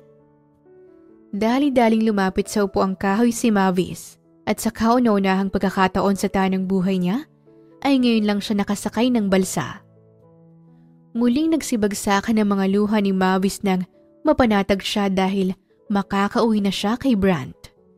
Dapit hapon na nang tuluyan siyang makabalik sa villa. Nana Rosa! Ellery! Brant! Malakas niyang tawag nang tumigil na ang kalabaw sa labas ng villa. Pagkababa pa lang ay si Ellery at si Nana Rosa na ang sumalubong sa kanya. Niyakap siya ng mahigpit. Nako, Mavis! Diyos kong bata ka! Saan ka nagpunta ha? Alalang-alala kami sa'yo. Ate Mavis, okay ka lang? Kinuha ni Ellery ang dala niya pati na rin ang tuta. Hindi pa man nakakasagot nang marinig niya ang tunog ng kotse ni Brant sa likuran niya. Napalingon siya doon at dumoble ang tibok ng puso niya nang makitang galit na galit ang mukha ni Brant habang papalapit sa kanya. Where the hell have you been, Mavis? Malakas nitong sigaw habang mahigpit ang pagkakahawak sa balikat niya. Kahit galit ay puno naman ng pag-aalala, ang mga matang matalim na nakatingin sa kanya. Brent, kasi… You've been gone for 4 hours. Kung saan-saan na kita hinanap. Kasi naligaw ako. Gusto ko lang namang makuha yung tuta. May sugat siya, kawawa naman. God damn it. Hindi mo alam kung gaano ako nag-alala. Marahas na hinila siya ni Brent papalapit sa katawan nito at niyakap ng mahigpit. Naramdaman niya rin ang pagdampi ng labi nito sa gilid ng ulo niya. Dahil sa yakap na yon, muling napaiyak si Mavis. Nawala ang lahat ng takot niya. Please baby, don't do this again, huh? Bumitaw ito sa yakap nila at sinapo ang buo niyang muka. Pinagkatitigan siya sa mga mata. Tinakot mo ko. Alam mo ba yun? Akala ko umalis ka na, Mavis. Akala ko iniwan mo na ako. Hindi ko gagawin yun nang hindi tayo nagkakausap. Ang gusto ko lang naman ay mamalengke at ipagluto ka ng masarap. Kayo nila, Nana Rosa at Ellery. I wanna thank you. Kahit sa simpleng bagay lang na magagawa ko para sa inyo. Pero, ito pang nangyari. Brent, I'm sorry. I'm sorry kung pinag-alala kita. I promise, I won't do this Hindi na natuloy pa ni Mavis ang mga sanay sasabihin at nakulong na lang sa lalamunan ng singhap niya nang walang paalam na sinunggaban ni Brent ang kaniyang mga labi. Mariin siyang napapikit at napakapit sa damit ni Brent dahil sa intensidad ng paraan ng paghalik nito sa kanya. Para siyang pinaparusahan dahil pinag-alala niya ito. Parang hinihigop ang buo niyang lakas kaya't nanghina ang tuhod niya. Mula sa itaas na labi hanggang sa ibabang labi niya ay walang awa yung sinisip-sip ni Brent na para yun na lang ang magpapabusog dito at magpapawala sa pag-aalalang nararamdaman nito. Hindi siya tinigilan ni Brent kung hindi niya pa mahinang kinurot sa tagiliran. Talagang mauubusan siya ng hininga kung hindi niya gagawin yon. Tuloy ay pareho silang naghahabol ng hininga habang nakatitig sa bawat isa. Sobrang nakaramdam ng hiya si Mavis nang marinig niyang hagikikan sa paligid nila. Noon niya lang napagtanto na halos lahat pala ng kapitbahay ni Brent ay nakapaligid sa kanila. Sa labis na hiya ay naisubsob niya ang mukha sa dibdib ng binata. Naks, iba ka talaga paring Brent. Nangihigop. Oo nga, Diyos ko, para tayong nanonood ng magandang pelikula sa personal. Sabihin mo lang Brent kung kailan ang kasal at handa kaming tumulong para sa handaan. Niyakap siya ni Brent at tinaplos ang ulo niya habang patuloy ang tuksuhan ng mga ito. Kahit nahihiya ay mamamatay-matay na rin yata siya sa kilig. Salamat Manong at inihatid niyo siya rito. Eto ho. Nag-angat ng tingin si Mavis. Nakita niyang nag-abot ng pera sa matanda si Brent. Nako, hindi na iho. Masyadong malaki noon ang naitulong sa akin ng papa mo nang maospital ang bunso kong anak. Huwag mo nang pakawalan yung nobya mo nang hindi na makuha ng iba. Napakaganda. Bagay na bagay kayo. Napangiti si Mavis at nagpasalamat na rin. Sa loob ng bahay ay hindi inilayo ni Brent ang tingin sa kanya. Tuloy, naiilang na siya. Pero gusto niya rin naman na laging nagtatagpo ang kanilang mga mata. Nagpumilit pa siyang magluto at pinagbigyan naman siya ni Nana Rosa. Scrambled egg na nga lang, nasunog niya pa. Tawang-tawa tuloy si Brent at Ellery. Kakainin ko pa rin kahit sunog. Ano ka ba? Wag na nga. Gagawa na lang ko ng bago. Baby ako na. Anito at mahinang inagaw ang sandok na hawak niya. You keep on calling me baby. Hindi mo naman ako baby. Baby kita. Since ayaw mo pa ng baby. Ikaw na lang muna ang baby ko. Bakit ba ang sweet mo? Para ma-inlove ka sa akin. Bakit ikaw? In love ka ba sa akin? Hindi agad nakasagot si Brent sa naging tanong niya. Maya-maya pa ay inilapit nito ang mukha sa kanya. Magsasalita pa sana itong muli nang sumulpot mula sa banyo si Ellery. Hoy, kayong dalawa! Itigil niyo yan! Bawal ang harutan dito sa loob ng kusina! Inggit ka ba? Gusto mo? Utusan ko si Tonto na ligawan ka. Ano ka ba, Kuya Brant? Hindi ko nga gusto si Tonton eh. Kahit na, uutusan ko pa ring ligawan ka para maging babae ka na. Hays, ewan ko sa'yo kuya. Halika na nga lang, Chimney. Iwan na natin ang lovebirds na yan. Kinarga nito si Chimney. Ang tutang naging dahilan kung bakit siya naligaw sa palengke. Nabibwisit na nagdabog si Ellery palabas kaya naman nagtawanan na lang sila ni Brant. Nang gabing yon ay hindi rin lumayo si Brant sa kanya. Tinabihan siya sa pagtulog at magkayakap lang sila buong magdamag. Hindi man malinaw kay Mavis ang totoong namamagitan sa kanilang dalawa, pero isa lang ang nasisiguro niya. Gusto niya si Brant. Hindi. Mas malalim pa yata roon ang nararamdaman niya. Kung kailan nagsimula ay hindi niya alam. Ang alam niya lang ay masaya siya kapag kasama niya ang binata. Kinikilig siya tuwing nagkakalapit silang dalawa. Lalo lang yatang lumalim ang nararamdaman ni Mavis.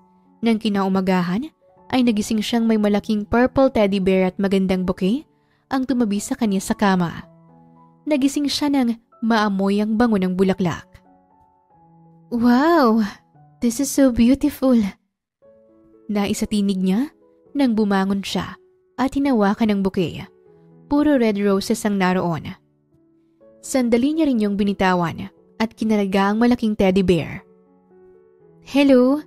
Sino naglagay sa'yo dito Ang cute-cute mo naman. Pinanggigilan niya yung niyakap. Napaka-fluffy, ang sarap yakapin. Sanay siyang nakakatanggap ng mamahaling regalo. Pero ang teddy bear lang na yon at ang bouquet ang sobrang nagpakilig sa kanya. Reward mo yan dahil pinag-alala mo ko kahapon. Nag-angat ng tingin si Mavis at nakita niyang papasok na si Brant. Napaka-presko nito sa suot na blue t-shirt at black denim pants. Mabilis na nakalapit si Brant sa kama. Dinaluhan siya at hinalikan sa noo. Good morning, baby. Good morning. Sa'yo galing to? Aha. Nagustuhan mo ba? Oo naman. Gustong gusto ko. Pero binigyan mo ako dahil pinag-alala kita? So dapat always akong maligaw para lagi kang mag-alala? At lagi akong may reward? No, ayoko nang maulit pa yon. Just stay with me. Ang totoo, kaya kita binibigyan ng bulaklak ngayon. Kahit pa wala kang magagawa dahil aanakan talaga kita. Gusto ko pa ring formal na ligawan ka, Mavis. Natigilan si Mavis. Napakaaga pa para guluhin na naman ni Brant ang buo niyang sistema. Liligawan mo ako? Funny, right? Hindi ko ginagawa to sa kahit na sinong babae. Hindi ako mahilig magregalo. Kung hindi mo ginagawa, bakit nagkita tayo nun sa butik kung saan kita hinila? Sino dapat ang bibilhan mo ng stelito nun? Natatawang sinagot ni Brant ang tanong niya. Pinaliwanag nitong gusto pala nitong bilhan ng stelito si Ellery sa 16th birthday nito para lalong mainis. Mavis, I like you. Hindi ko alam kung kailan nagsimula pero gusto ko nang totohanin to. Can we give us a try? Brant. Hindi ko gustong nahalikan ka para lang sa wala. Nung una, ang akala ko, gagantihan lang kita sa pagkakadikit ng pangalan ko sa pangalan mo. Kaya kita dinala rito. But lately, iba na ang nararamdaman ko. Nag-init ang bawat sulok ng mukha ni Mavis sa kaniyang narinig. Ngayon lang may nagtapat sa kaniya ng ganoon. Sa ibang bansa kasi ay puro fling ang meron siya at hindi siya kailanman nagseryoso sa isang lalaki. I wanna be with you, Mavis. I wanna give us the label you deserve because you are more than this. Dumampi sa pisngi niyang mainit na palad ni Brant. Pinakatitigan na naman siya sa mga mata. You are more than a surrogate mother. Natawa siya sa narinig. Gusto mo talaga akong anak ka na, no? Pwede ko bang simulan ngayon? Pwede na ba tayong gumawa ng baby? Ha? Grabe ka. Hindi pa kita pinapayagang manligaw ni hindi pa kita sinasagot. Wala kang magagawa. Basta, ngayon ko na, tatanim mo ng baby ang tiyan mo. Napabungis-ngis na lang siya nang pumaibabaw sa kaniyang binata. Mas lalo lang siyang kinilig nang punuin ito ng halik ang mukha niya at kiniliti pa siya. Panakanakang hinalikan din siya sa mga labi. Ngayon niya masasabing labis niyang pinagkakatiwalaan si Brant dahil hindi naman ito tinutuloy ang sinasabing lalagyan na ng baby ang tiyan niya. Nirerespeto pa rin ang desisyon niyang hindi muna gustong magka-baby. Matapos ang halos 3 linggo ay napagdesisyonan ni Mavis na buksan ang cellphone niyang nakatago lang sa drawer ni Brant. At nagulat siya ng tawag kagad ni Josefa ang bumungad sa kanya. Nako, Miss Mavis, galit na galit ang mami mo. Bakit, Josefa? Tinatanong pa ba yun, Miss Mavis? 3 linggo ka nang hindi nagpapakita. Alam mo ba kung anong ginawa niya sa akin dahil hindi ko binigay itong secret number mo? Tinanggal niya lang naman ako sa trabaho. Ano? Ginawa yun ni Mami? Bulalas ni Mavis sa loob ng sasakyan ni Brant. Sandali kasi nitong itinigil ang sasakyan sa gilid ng daan habang patungo sana sila sa kakabukas nitong resort at tumawag si Josefa. Miss Mavis, pasensya ka na't iniwan ko ang kondo mo. Kailangan ko maghanap ng ibang trabaho. Alam mong pinapaaral ko pa ang kapatid kong si Tina. Don't worry, Josefa. Ako nang bahala sa'yo. Huwag kang umalis. Babalik ako. Pinapasabi niya rin pala, Miss Mavis, na bukas na ang family gathering niyo. Kailangan mong umuwi dahil i-a-announce ang engagement mo kay Sir Brooke. Binaba ni Mavis ang tawag ng puno ng galit ang puso niya. Anong problema? Nag-aalalang tanong ni Brant sa kanya at ginagap ang kaniyang palad. Kailangan kong bumalik sa amin. Bukas na i-announce ni Mami ang engagement ko. What? Bulalas ni Brant. Mavis. Brant, we came into each other's lives in unexpected way. Hindi natin kilala ang isa't isa. At bago mo ako nakilala, magulo na ang buhay ko. Sunod-sunuran ako sa mami ko. Now, I have to ask you, do you want me? Hindi kaagad nakaimik si Brant sa naging tanong niya. Nang makitang mukhang may pagdadalawang isip na sumagot ang binata ay nalungkot siya. Kailangan ko nang umuwi at harapin ng mami ko. I guess, this is goodbye. No. Maagap na putol ni Brant sa kanya. Sasama ako sa'yo. Brant, nung sinama kita dito, pinangako ko sa sarili ko na hindi kita pakakawalan. Pero bakit? Hindi ko na maintindihan, Brant.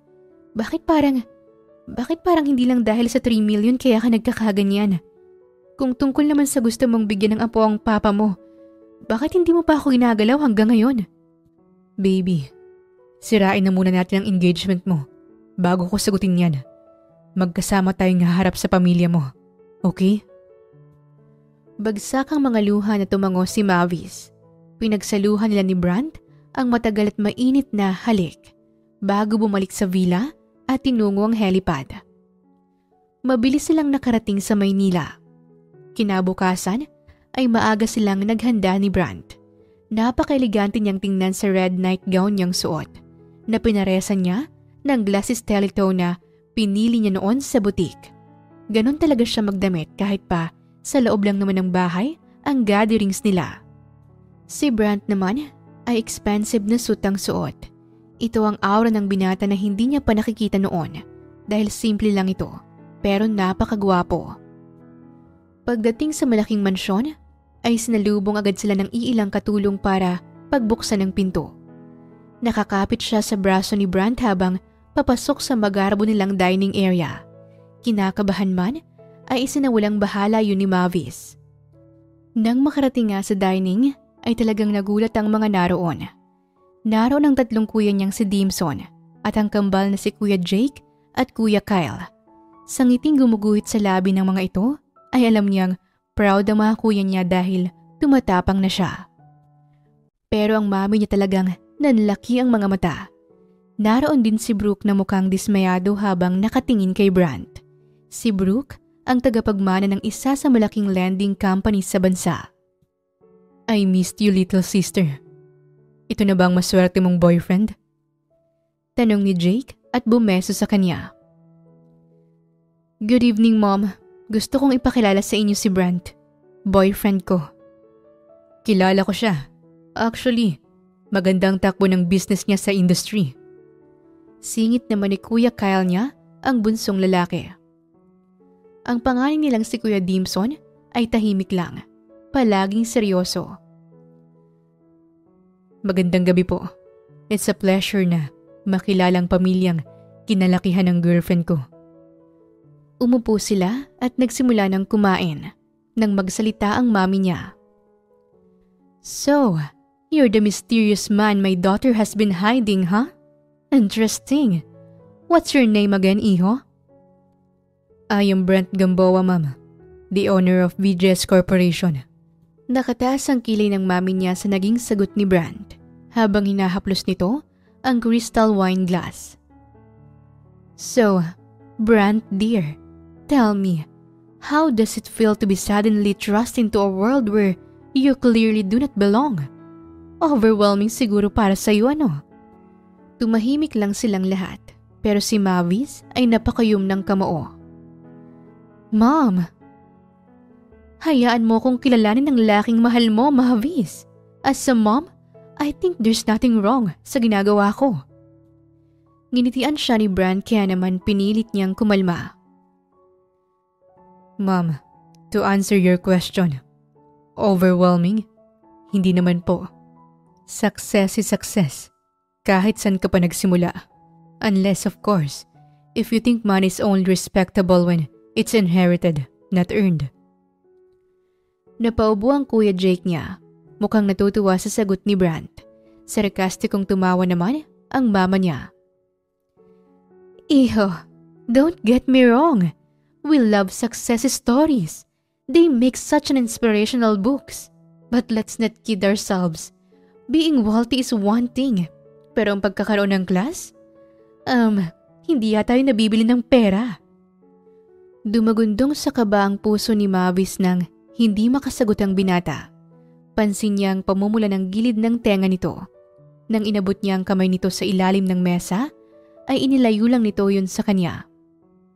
Tama ka, Mama. Class isn't something money can buy.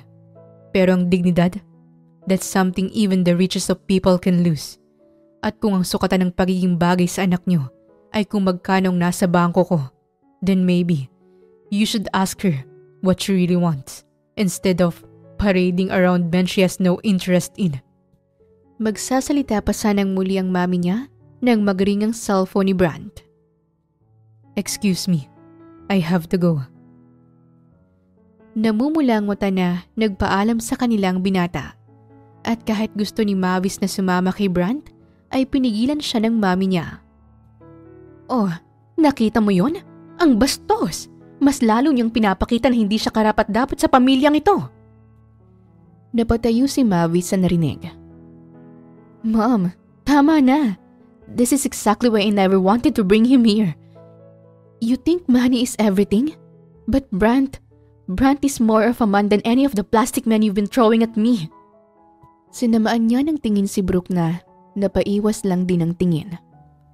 Tahimik pa rin ang mga kuya niya. Hinanda niya ang sarili ng tumayo ang ina at lumapit sa kanya. Naibaling niya ang tingin sa ibang direksyon nang malakas na sinampal siya nito. Doon na napatayo ang mga kapatid niya at dinaluhan sila. Walang paalam naman na tumayo na si Brooke at umalis. Wala kang utang na loob! Matapos kitang palakihin! Bakit, Mami? Ginusto ko ho ba? Ginusto ko ba na ampunin niyo ako? Mavis, stop it. Huwag ka nang sumagot. I'm sorry, Kuya Dimson, but I have to. All my life, naging sunod-sunuran ako dahil wala akong magawa. Utang ko sa inyong lahat. I was just 8 years old nung ampunin ako ni Mami. Nagsimulang guminhawa ang buhay ko dahil inalagaan niyo ako. Pero ginawa ko naman lahat ng gusto mo mula pa noon. Pero Mami, ayokong matali sa lalaking hindi ko gusto. At sinong gusto mo? Ang self-made billionaire na yan na may-ari ng isang putyo-putyong financial corporation lang? Ginawa kong lahat ng makakaya ko para umangat ka, Mavis. Pero ano itong ginagawa mo, ha? Bakit ka nagpapakababa ng ganyan? Nangiinsultong, pinasadahan siya ng ina ng tingin. Mami, kahit baliktarin natin ang mundo, alam mo na hindi ako nababagay sa mundo niyo. Kahit ginawa ko ng lahat para hindi ka ma-disappoint sa akin. Pasensya na po kung susuway ako sa pagkakataong ito. Nagpapasalamat ako sa lahat ng ginawa niyo para sa akin, pero hindi ko kayang gawing magpakasal sa iba. Kumawala si Mavi sa pagkakahawak ng Kuya Jake niya at nilisan ang kanilang mansyon. Oo, yun nga ang katotohanan. Ampun lang siya ng mga Villamor. Namatay sa gumuhong minahan ng mama at papa niya. Minahan na pagmamay-ari ng mga Villamor. Trabahador doon ang tunay niyang mama at papa, at kapag bumibisita ang mag-asawang Villamor, ay tuwang-tuwa ang mga ito sa kanya. Dahil sa insidente, ay naulila si Mavis nang siya'y 8 taong gulang pa lamang. Kinuha siya ng kanyang mami Tamara at pinakilalang anak dahil malapit daw nitong kaibigan noon ang mama niya. Dahil sa inainahan, ay naging maayos ang buhay niya. Kuya, hindi ka ba makikipag-usap kay Ate Mavis? Kawawa naman siya. Kuya, ilang ulit na siya nagpapabalik-balik sa Gimaras para lang makausap ka. Napapikit si Bran sa sinabing yun ni Ellery. Kausap niya ang dalagita sa cellphone dahil tinawagan niya ito para kumustahin ang papa niya sa ospital. Nakakainis ka talaga, kuya. Ang duwag-duwag mo. Sabihin mo na kasing mahal mo siya at noon mo pa siya hinahanap. Sabihan mong pinangakuan ka na ng anak ng mga bata pa kayo. Kaya hindi talaga ang 3 million ng pakay mo sa kanya. Bahala ka. Ibubuking talaga kita kay ate kapag hindi ako nakapagtimpi. Binabaan siya ni Ellery ng tawag kaya hindi na siya nakasagot. Tumayo siya mula sa pagkakahiga at tinungo ang teresa ng kwarto niya. Nasa resort siya ngayon sa kabilang isla. Doon nagtatago para hindi makita ni Mavis. Pinuntahan siya ng dalaga doon pero talagang hindi siya nagpakita. Matapos ang pang-iinsultong ginawa ng ina nito sa kanya, ay nanliit siya sa sarili at lumayo. Minsan talaga'y nagiging mahina at duwag siya. Tinanaw ni Brant ang malawak at kulay asul na dagat habang inaalala ang mga panahong 10 taong gulang pa lang siya at namatayan siya ng ina.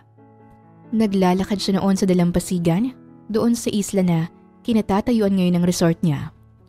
Nang makita niya ang batang babae na naglalaro sa tabi ng dagat. Kuya, naghahanap ka pa rin ng seashells? Tanong ng bata sa kanya.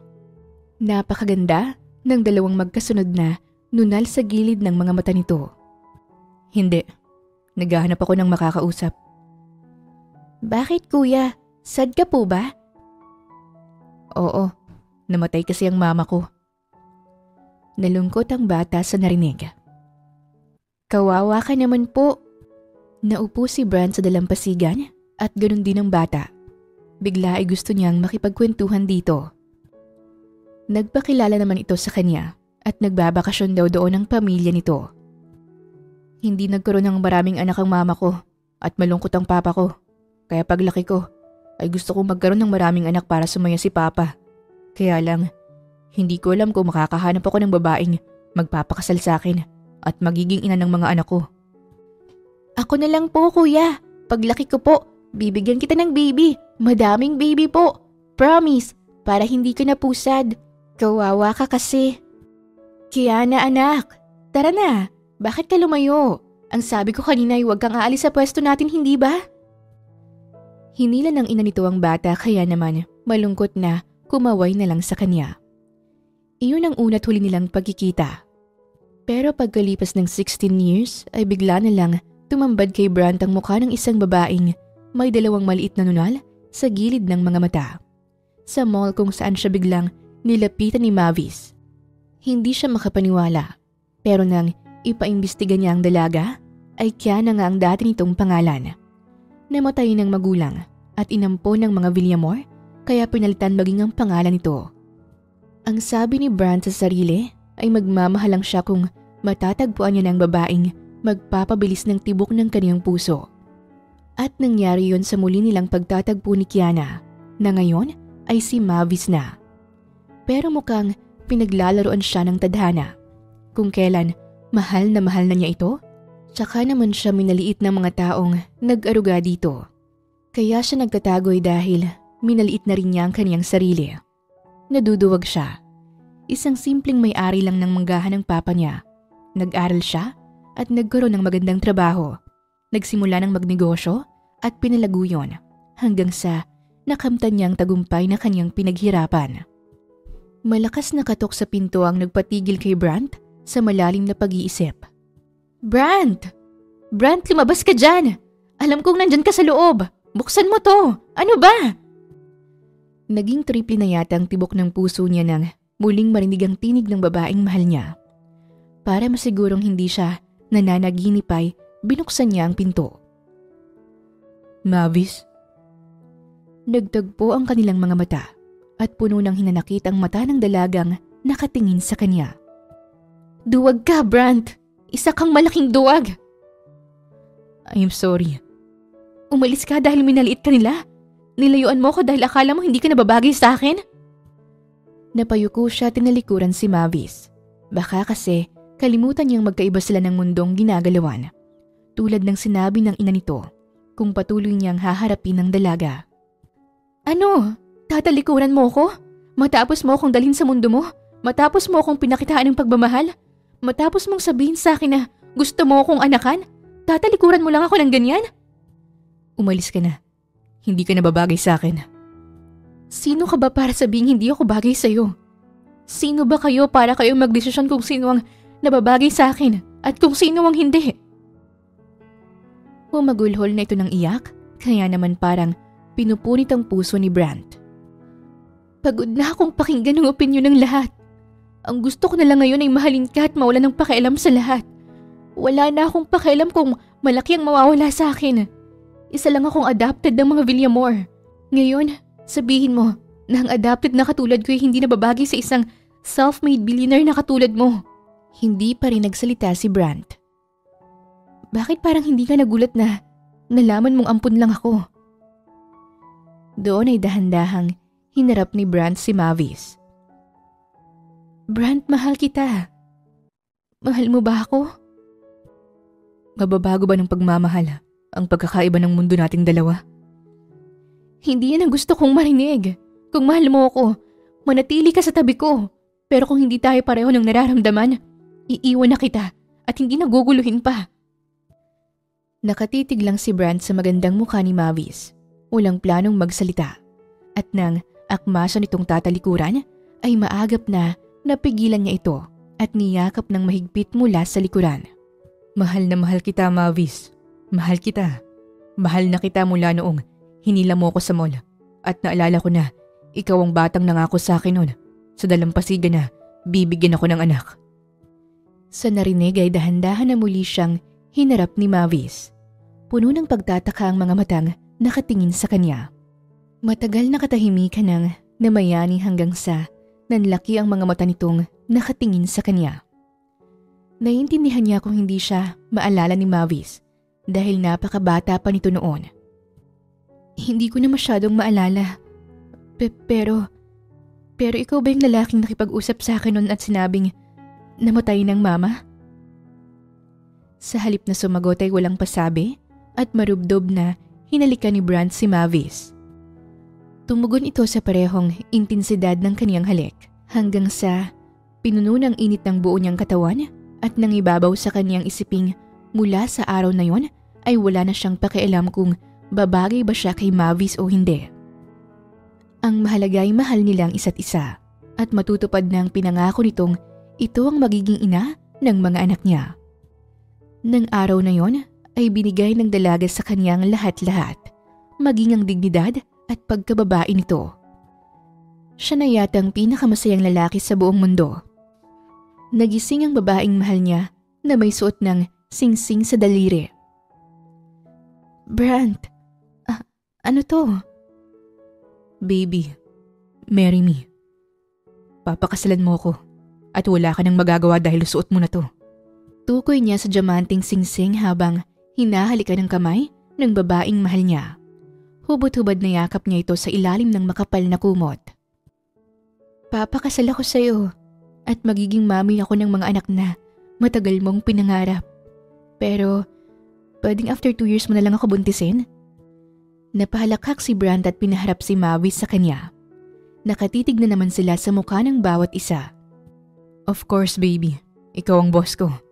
Igagalang ko ang lahat ng gusto mo. Ngayon ay ang dalaga naman ang napahagikik. Nag-usap kami ni Mami. Nakiusap ako na hayaan niya tayong mahalin ng isa't isa. Alam mo, pumayag siya. Wag lang daw akong mawala sa kanya. Mahal ako ni Mami dahil mahal niya rin noon ang mama ko. Gusto niyang mapabuti ako dahil yun ang pinangako niya kay mama noon. Kaya ang sabi niya, dalhin ulit kita sa bahay para makahingi siya ng tawad sa'yo. Napangiti si Brant at gumaan ang pakiramdam. Bago tayo bumalik sa Maynila, bisitahin natin si Papa. Gising na siya at gusto niyang makilalang magiging ina ng magiging mga apo niya. Sige, puntahan natin ang papa mo. Mahal na mahal kita, Mavis. I promise to love you until the end of my life. Mahal na mahal din kita, Brant. Hindi kita iiwan. At tutuparin ko ang pangako kong bibigyan ka ng maraming anak. And they sealed those promises with a passionate kiss and a warm love-making. Sa huli, nagising at nakilala ng papa ni Brant si Mavis at gusto nito ang dalaga para sa anak. Humingi din ng tawad ang mami ni Mavis sa binata. Naging kasundo pa nito ang mga kapatid niyang lalaki. Habang hinihintay ang magarbo nilang kasal na gaganapin sa San Roque, ay bumalik sa modeling si Mavis para tapusin ang trabaho niya. Abala rin sa negosyo si Brant pero hindi naman nawawala ng oras sa babaeng mahal. Ngayon ay handa na silang harapin ang buhay mag-asawa at magkaroon ng sariling pamilya. Ang kwentong ito ay nagpapatunay na hindi kayang bilhin ng pera ang respeto, pagmamahal at halaga ng isang tao. Hindi mo kailangang baguhin ang sarili mo para sa ibang tao. Pero minsan, kailangan mong patunayan na kaya mong lumaban para sa pagmamahal na pinili mo. Wakas! Maraming salamat po sa inyong pakikinig sa kwentong ibinahagi namin ngayong araw. Muli, ito po ang Tales of Siren at hanggang sa ating muling kwento. Maraming salamat po.